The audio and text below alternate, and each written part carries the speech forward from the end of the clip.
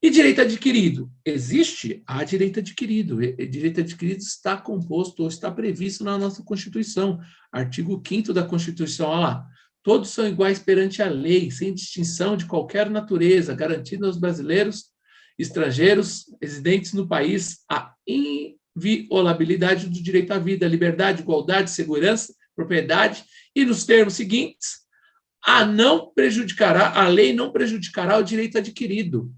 Ato jurídico perfeito e a coisa julgada. O direito adquirido, né? Que a gente vai falar na frente, nem vou falar. Ato jurídico perfeito, aquele ato jurídico acabado, exercido, imposto já. O ato já foi concretizado, por exemplo, de uma aposentadoria, já concretizou. E a coisa julgada, algo que você discutiu judicialmente, já teve uma decisão sobre aquilo, eu não posso mais modificar aquela decisão, né? No caso do direito adquirido, eu trouxe um conceito como sendo a consequência de efeitos que um fato produzido em virtude de lei daquele tempo, no qual o fato se consumou antes da atuação da nova lei. O fato se consumou aqui. Estou falando no fato, tá?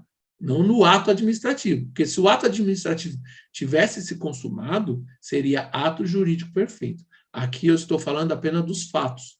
Ou seja, só os fatos eu não agi. Para ter um ato jurídico, eu preciso agir. Por exemplo, aposentadoria. Eu posso até ter direito. Mas se eu não agir, se eu não... um outro requisito da aposentadoria, que é o ato volitivo, a vontade, se eu não requerir, eu não vou me aposentar. Então, o ato não se aperfeiçoou. O ato ainda está aberto. E se esse preenchimento de fatos foram anteriores a uma modificação de norma, é direito adquirido. Se alterou a norma no meio do caminho, depende. Vai ser direito adquirido? Se eu preenchi os requisitos, sim. Se eu não tinha preenchido, é mera expectativa de direito, tá?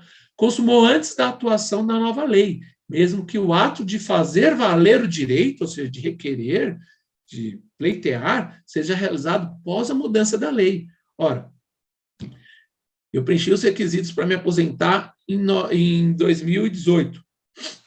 Mas não, eu queria continuar trabalhando.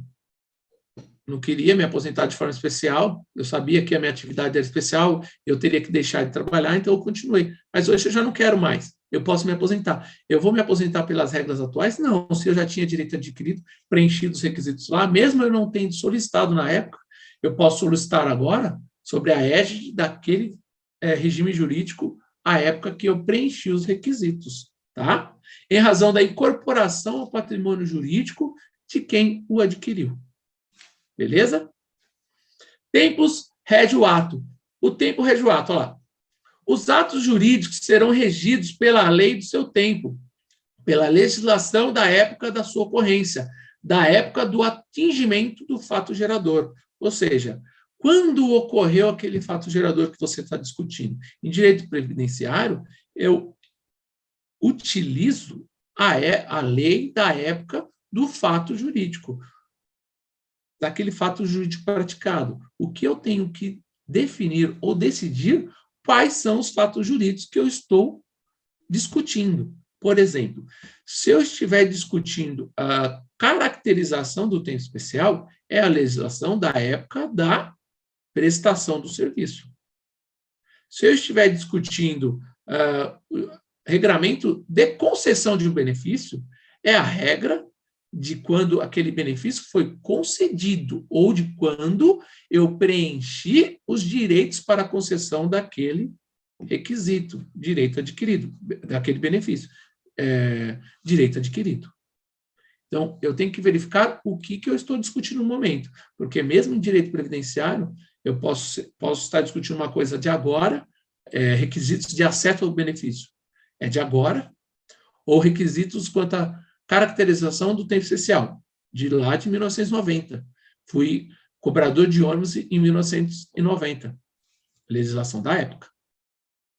Beleza? Aí eu trouxe até uma ADI aqui, 31040 do STF, que é bom vocês darem uma olhadinha para vocês verificar como que o STF vem decidindo, ou decidiu, ou partiu para decidir que o tempo rege o ato em direito previdenciário e quanto ao direito adquirido também.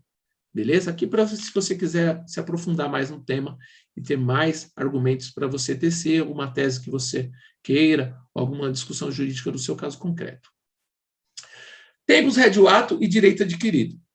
Ó, aqui eu trouxe na LINDB, né? Lei de Introdução às Normas do Direito Brasileiro. A revisão, mas nas esferas administrativa, controladora ou judicial, quanto à validade do ato, contrato, ajuste, processo ou norma administrativa, cuja produção já se houve completado, levará em conta as orientações gerais da época. Ou seja,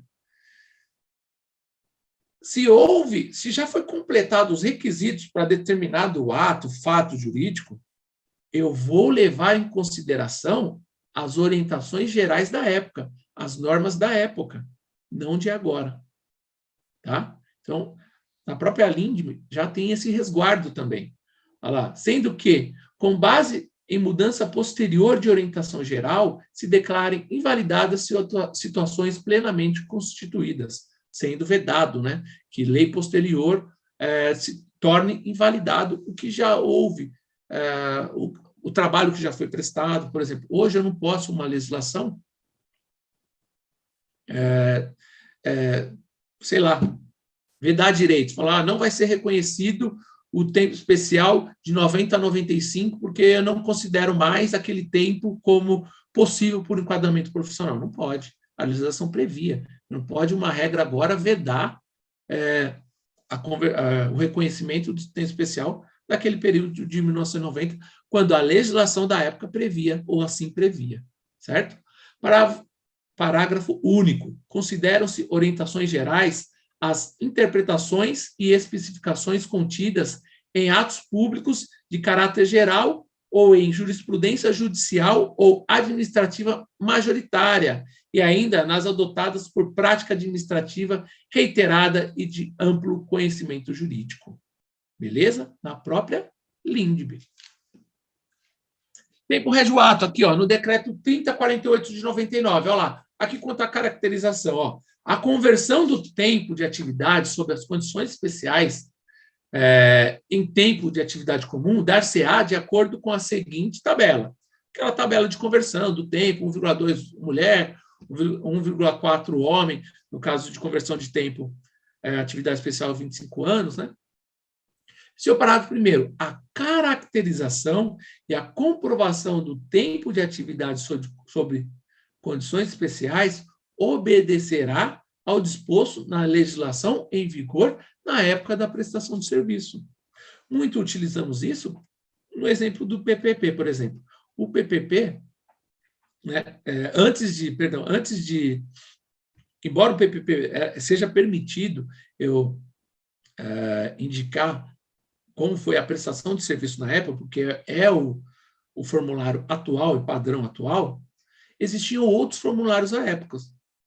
E se eu apresentar o formulário da época, vai caracterizar como especial. Não é porque eu tinha o formulário mudou, eu tenho um formulário, um DSS, um DIRBEM,